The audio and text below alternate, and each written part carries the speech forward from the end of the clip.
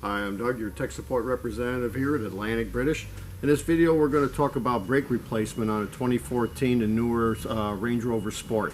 Now in this case we're doing the Supercharged, which has the 6-piston Brembo brakes. A lot of guys get intimidated by that, where it really is not that hard to do. So what we're going to do is show you how to install the rotors and pads, and also the pad wear sensor. So if you hang in, we're going to show you exactly how to do it and how easy it is to do. To give you an idea how simple it is, this is essentially all the tools you're going to need to change the fronts. You need a hammer and a pin to drive out the 2 pins that hold the pads in place. A couple straight blade screwdrivers we can use to compress the pistons before we pull the caliper off. You're going to need a number 50 Torx driver for the retainer pin for the front rotors, and then a 21mm socket for the 2 bolts that holds the caliper onto the mount.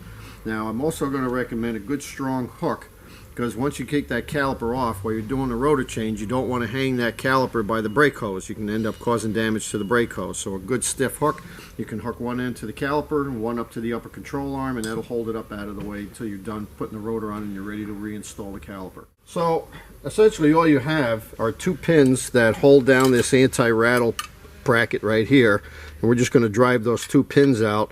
Now we're going to collapse those pistons before we take the caliper off. That's the best time to do it. And you can do it now, or you can do it after you take the bracket off. I'm going to remove the bracket first just to give you more visibility of what you're working with, and then we'll carry on from there. So while we're tapping this out, keep in mind this is spring loaded. This has some tension on it. So as you knock this upper pin out, this is going to want to try to force itself out. So this is why I use a long punch, so I can actually use the punch in place of the pin to hold that. And then as I remove the punch, this will come out and I can take the bracket right up and out of the way.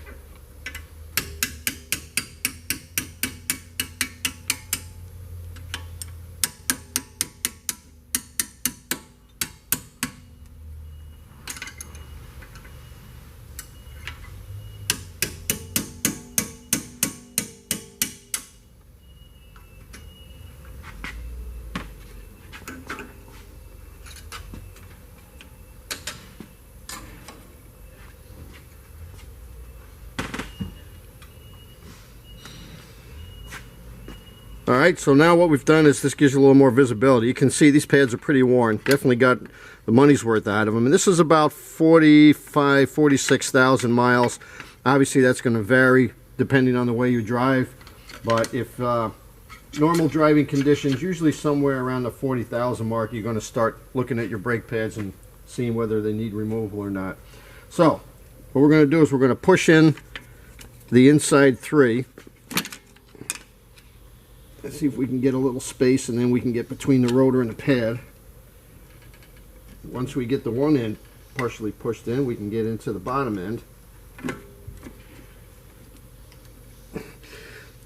And the only reason we're doing this now is because when the caliper is off, it is really hard to try to depress all 6 pistons. Alright, so when we've compressed the inner 3 pistons, we're going to put this screwdriver in there. Let's see which one fits nice and tight and stays in place. We'll hold that, and then we'll work the other 3 on the outside. Again, getting the pad worked away from the rotor, and then you can drop the screwdriver between the rotor and the pad. Don't worry about scratching the rotor because we're not reusing it anyway. Alright, so we've got them all compressed. This is just going to make the assembly much easier.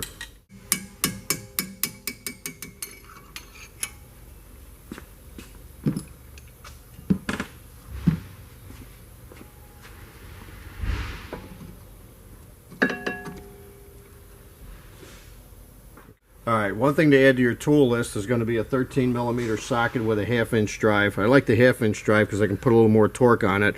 We're going to take this cross bolt out. Once this bolt is taken out of the back, this pin will be removed from the outside. Then we can slide the pads off and then remove the 2 bolts in the back that hold the caliper to the mount, and that'll move the caliper out of the way for easy access to the rotor. Now that we've got that cross pin out, we can just grab the pads and give them a little wiggle. And as you can see, this kind of shows you, you've got 3 pistons on each pad pushing these into place. So these are quite large brakes. And once we get these out, then we'll take the caliper off the mount. Just in case you run into this, now this inside pad is kind of wedged in there. It's moving, but it doesn't want to work its way out. Don't worry about it for now. We'll take those 2 bolts out, and once you take the caliper off, we can take the small hammer and tap it out from the inside. Alright, so at this point we're going to remove, there's 2 21mm head bolts. One towards the bottom and the back side of the caliper, and then one right here, almost right in line with the brake hose. So we're going to zip those out. Like I said, you can use a 1/2-inch ratchet with a socket extension, or fortunately we have air tools, so we're going to just zip them out with an impact. Alright, just to show you the worn pad, there are 2 grooves that are cut in these pads that are also designed to help reduce squeal. But when you get to the point where they're becoming flush, or the back side of the groove is flush with the pad, definitely time to replace them. So as you can see, these pads do wear, and they wear pretty well. These are large brakes, they stop the vehicle very well, but the new ones will make a huge difference. Alright, so like I mentioned earlier, we want to hang this caliper.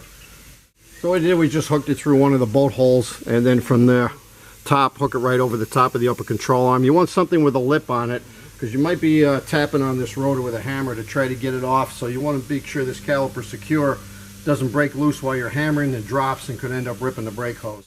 So as you can see, once you have the caliper out of place, the rotor is out and open and easy to get to. So we have a bolt right here that they use in the assembly of the vehicle, and it's got a 50 Torx drive on it. We're going to zip that out. Should be able to just give a few wraps on the rotor, and the rotor will be right off. Okay, so we're up and off. You might want to grab a rag. You're going to have a lot of brake dust on the back side here. And we'll just take a rag and just wipe that down a little bit, clean things up.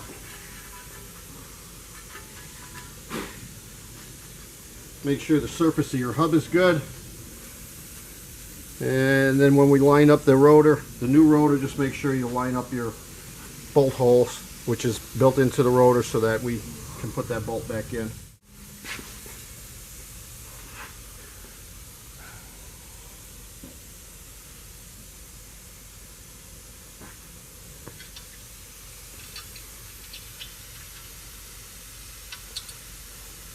Now, I always like to do is I'll run the bolt in, seat the bolt, then take the hammer and just tap. And that's hard, just tap to make sure that the rotor is fully seated, and then recheck the bolt one more time for tightness, and then we can start putting the caliper back on. Alright, so though it's not necessary to absolutely do this, I'm in a habit in the areas where the pads ride on the caliper. You got these flats here and then 2 above. I always take a little wire brush just to clean off any buildup, and all that's going to do is just simply make it easier when you go to put the new pads in. We'll scrape out some of the residue, and you just run it back and forth a little bit just to get any buildup off there. As I said, this will make the reinstallation a lot easier. So now we're just going to unhook the caliper from where we have it perched. We'll set it in place, and then you find the easiest hole to get to is the bottom hole. We'll start that bolt in, and then that'll make it easier to line up the upper.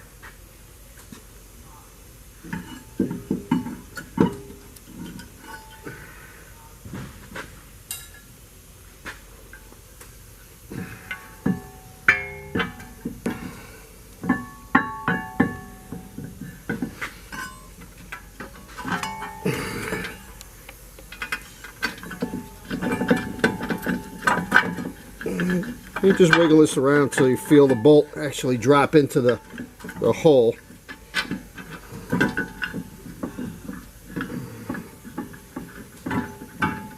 Sometimes this is a little bit easier to do from underneath.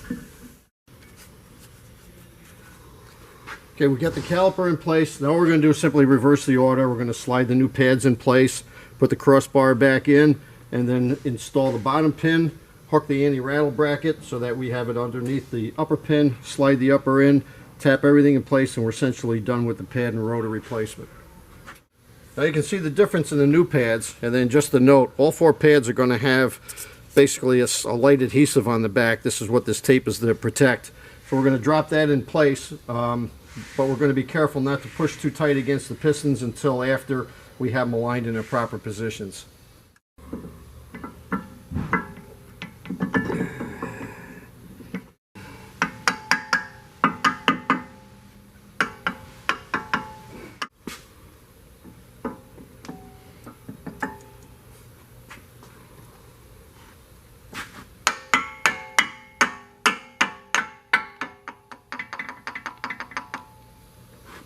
Alright, so one thing I want to mention, when you put the cross bolt back in, you'll see you have two flats on the head of that.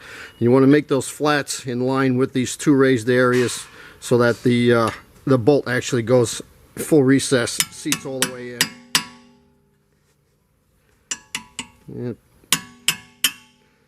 And you can see that's a bit of a tight fit. Now we'll put our bolt back here and our bottom pin in our anti-rattle bracket.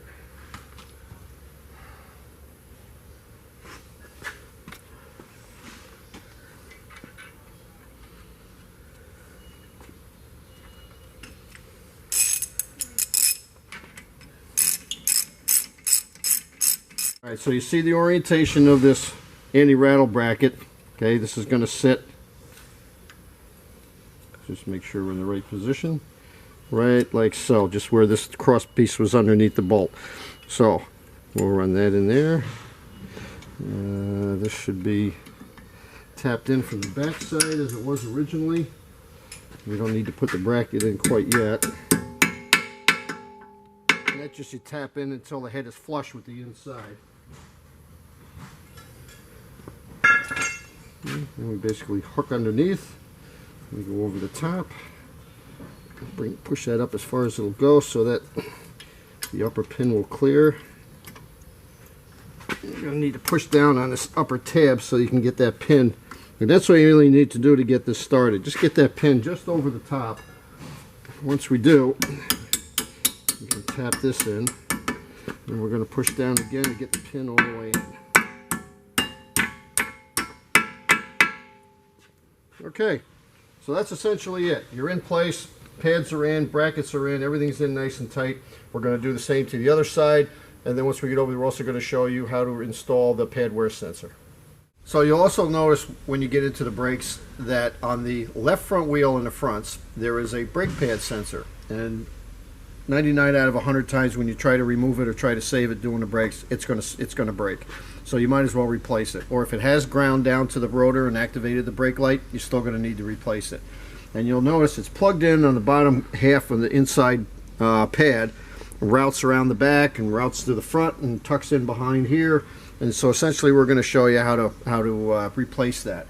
Now what I usually suggest is there's no sense screwing around with it, trying to unplug it. Take a pair of dikes, cut the wire right there, then the bottom part that's plugged into the pad will come out with the pad, and then we're just going to take the wire out all the way down the line until we finally reach this point where our connector is hidden.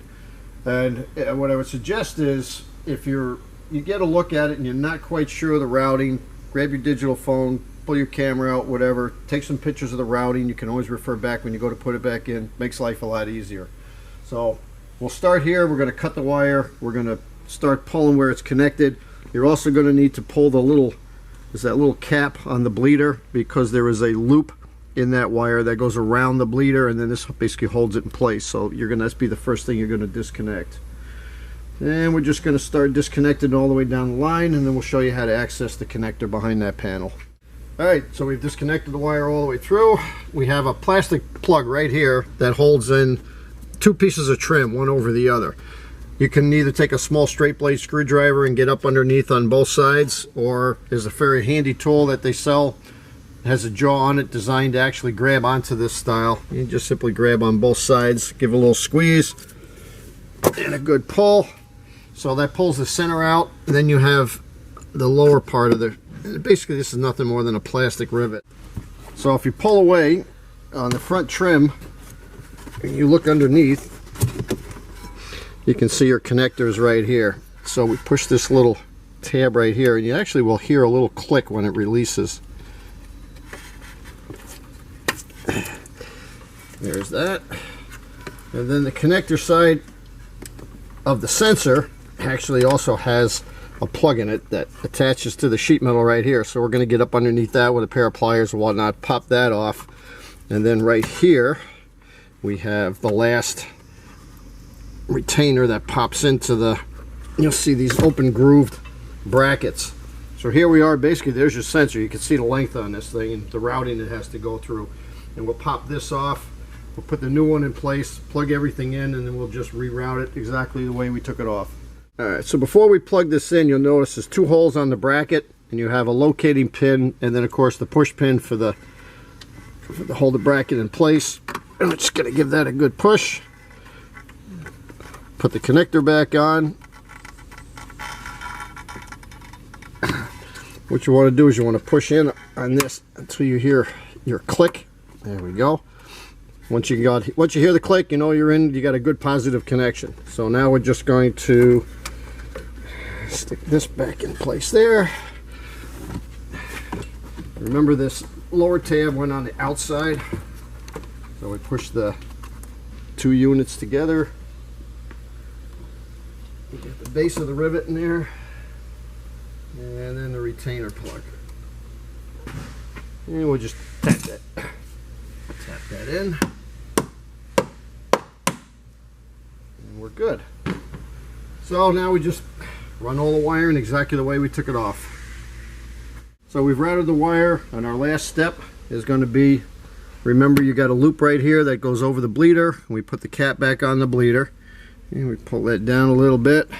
Now they give you an extra loop right here. Don't worry about it. It's for other applications, I guess maybe even overseas vehicles, but you're not going to use it, so don't worry about it.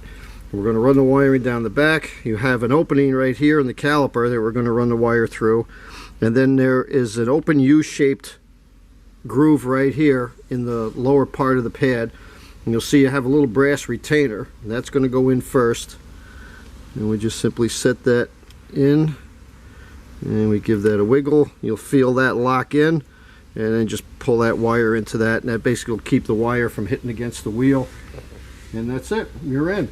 You don't have to do any reprogramming, you don't have to do any resetting. You've got the new sensor in there, so it's ready to do its job till the next time you wear out the brake pads. So now that we've got the fronts done, pads are in, rotors are in, and we've installed our pad wear sensor, we're going to put the front wheel back on, get it torqued to specs, and then we'll show you how to do the rears. So here we are at the rears, and as you can see, this is a more conventional setup. You have a single piston caliper, set of sliders, and then on this side, this is the right rear, which is going to have the pad wear sensor. So that'll be the first thing we do. What I did in this case, there was a lot of dust buildup on here, and you find you want to clean it down a little bit before you get started. And I usually find water is the best. It washes all the heavy dust out. You can squeegee it out of the way. If you try to blow it out with air, it gets all up in the air and whatnot. And even though they've pretty much eliminated asbestos from your brake pads, it's still not good to breathe that. So I still suggest blow it off with water, and maybe hit some compressed air to blow the water down, or just simply wipe it down with a rag. Plus it'll clean up the area as well. So we're going to start with taking the pad sensor out. Now this one, it has a 90-degree bend that you can grab with a pair of pliers. And I mean, you could just simply cut the wire if you wanted to, because you're not going to reuse it. Let me just work that back and forth and pop it out. Usually it's going to leave that little brass retainer ring still in the pad, so in case you decide to reuse it. But I usually don't recommend it. If you're changing the pads, change the pad sensor. And then we'll pop this out of here. And then as we go around, we'll just start popping it off from all the retainers all the way around. And then the connector is directly behind the shock, and actually behind the connector for the wheel speed sensor. So we're going to pop that connector off for the wheel speed. That'll give us easy access to the connector for this, and then we'll go on with changing the pads. Just a note, before you start popping everything off, if you're not really sure of the routing, or you just are going to be walking away from the job for a little bit and coming back, grab your phone, grab your camera, digital camera, whatever, take some pictures of the routing, so that later on when you go to reassemble, it makes it a lot easier. Alright, so I'll give you a more visual look here. You can see there's a connector right here. That's for your wheel speed sensor. We'll just put a straight blade screwdriver in behind it, and we're going to work that out so that we can get to the connector underneath. So here's your connector. There's a little squeeze tab right here. You're going to press that. You'll see a tab lift off and pull it apart. So now your pad sensor is out. We're just going to discard this. And next step will be to remove the caliper. So what we need to do first, we're going to take the caliper body off first, and that's going to involve, you have a 13 millimeter head bolt ending into basically a sliding piston, and so you'll need a 17 millimeter. I use a nice thin wrench because fatter wrenches have a hard time getting in there. So a 17 millimeter on that, And then what we're going to do is take off the top and bottom bolt, and we'll use the straight blade screwdriver, or you can use a pry bar, and we're just going to work that caliper off the rotor. Once you get the caliper off, now you're going to notice this electric motor on the back side. This is your parking brake motor. This is basically a motor that drives a belt that in turn engages the parking brake, which is internal in the caliper. What I would suggest is, you could do one of two things. You could either simply unplug this connector. That'll give you a little bit more flexibility on how you work on the caliper, or you can just simply pull the wire up out of the retainer, and that'll give you a little more slack as well. Because what we have to do, and I'll show you the tool you're going to need in a minute, is we're going to attach a tool to this so that we can spin this caliper back into place. So this is the tool you're going to need to collapse the, there are various versions of this, but essentially they all do the same thing, and this is for collapsing thread-in pistons on rear brakes, especially with this brake design. And all it does is it gives you a variety of cups, but then this particular cup will work best on this because it's a 3-pin, as you can see, so any of the 2-pin won't work, and then with this outer ring seats it up against the outside of the piston. So we simply pop that on there. And then what we're going to do is drop this in the caliper and seat the pin in one of these grooves. And you'll feel that settle right in there.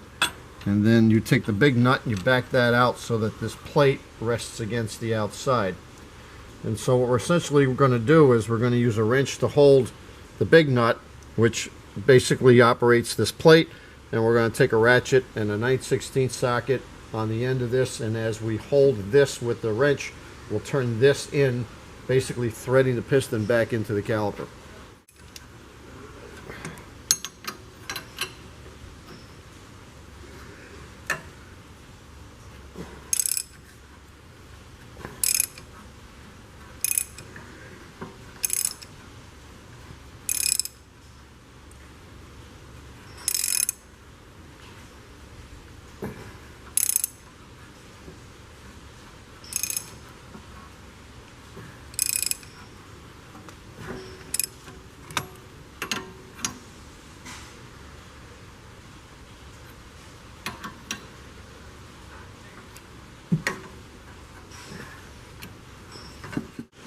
Once we've spun in the piston, this is the way it should look.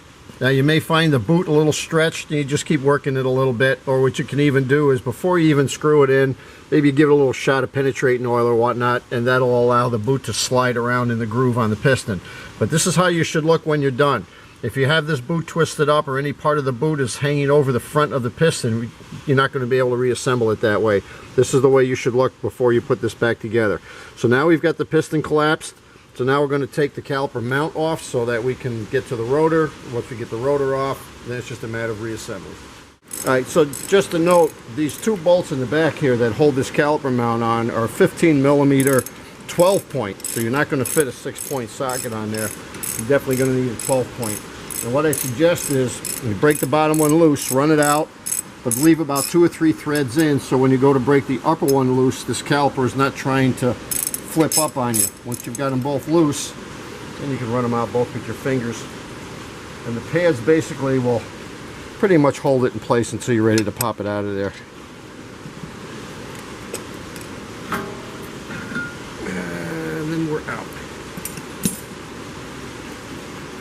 So we'll just tap the pads out. That drop.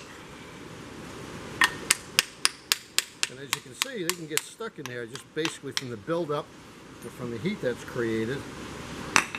And what you have here, look at that, we get a leaf stuck in there. What we have here are the zinc sliders, and these just pop out. Take a long straight blade screwdriver, and we'll set those aside.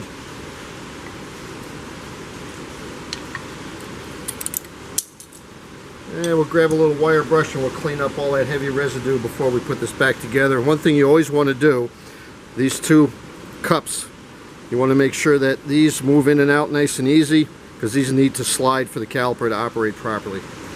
Alright, so just as in the fronts, the rear rotors are held on by a lock bolt right here.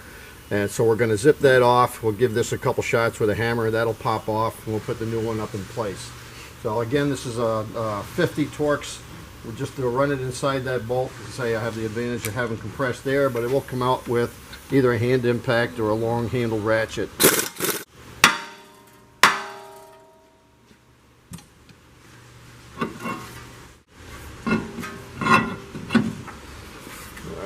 So set that on there, put the bolt in place.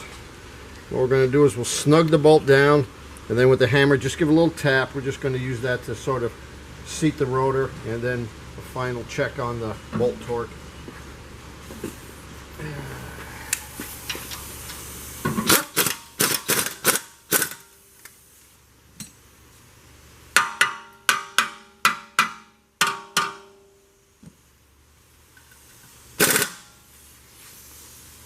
Alright, so rotor's on, and now what we're going to do is we'll get the pads set up in the caliper mount. Now if you remember, you popped off those little zinc sliders. You're going to get new ones, and again you have this upper crown is going to go on the upside. You have tabs here that are essentially going to align it, so you can pop one side in, push up against this tab, and then put the other side on.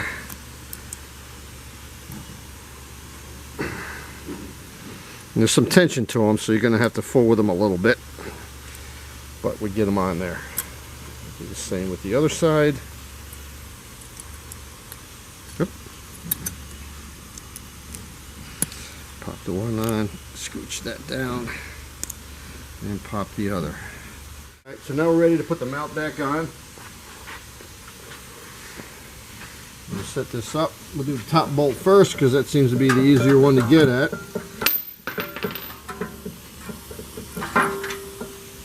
What you're going to do is you wiggle that around, you feel the bolt drop in, and then you just start threading. You only need a couple threads. And the same with the bottom. You lift up a little bit, you'll feel the bolt drop into the hole. Go a couple threads, and now we'll just take our ratchet and we'll tighten those down good and tight. Alright, so we got this is mounted up, we're in good and tight, both bolts nice and tight. You want to make sure they're snug, and then we're going to take the pad and set it right inside that little groove. Here's your outside. Pads are identical all the way around. Now one thing I'm going to note, because there's been some revisions by Land Rover with these pads, that when you get the new ones, you're going to notice the material that's on the pad seems to be a little less than what's on the original. Don't worry about it. It's been built into and changed the material, so it's just basically an update, a revision. So just in case you see the two and you notice a difference in the pad, it is still the correct pad for the vehicle. So now that we've got pads in place and we have the caliper piston collapsed, we should be able to just slide this over. Sneak that on there. And then with the kit you get two new bolts for the caliper to mount. And the same thing, you wiggle it around a little bit and you'll feel the bolt drop into the slot there. And you just do a couple threads. And then same with the bottom. And then we'll just grab a ratchet and a wrench and we'll tighten those up.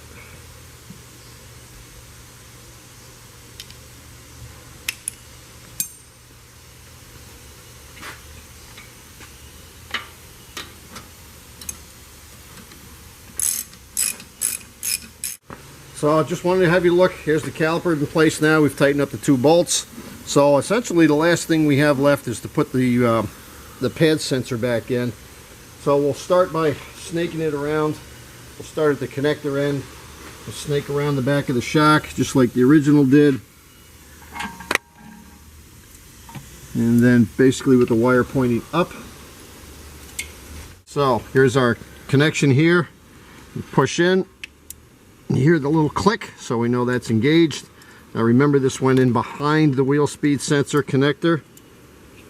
And you have essentially a locating pin and then what's referred to as a plastic rivet or a Christmas tree sort of.